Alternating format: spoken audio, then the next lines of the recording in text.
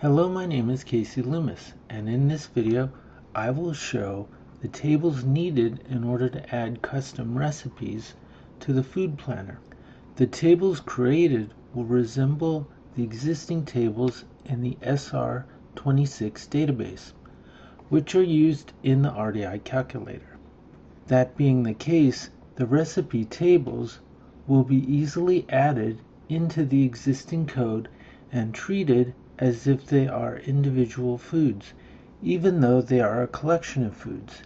The table currently displayed is the recipes food table.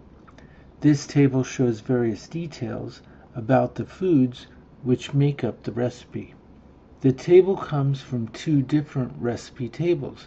The first table, called recipe description, associates a recipe number with the recipe title. The table format resembles the nutrient database food description table. The second table, called ingredients, associates a recipe with the ingredients and their weights. Both of these tables will need to be populated by the user. For now, the tables were manually created. In this example, the recipe, Dad's Famous Chili, has 3 ingredients.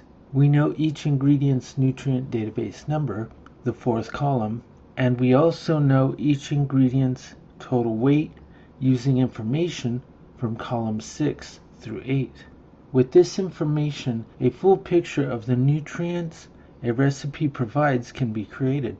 The script gets the nutrient totals of all ingredients, given the amount of individual ingredients added. Then the nutrient values are adjusted to assume a 100-gram portion of that recipe. This is because the USDA nutrient database stores its food nutrient data based on a 100-gram sample.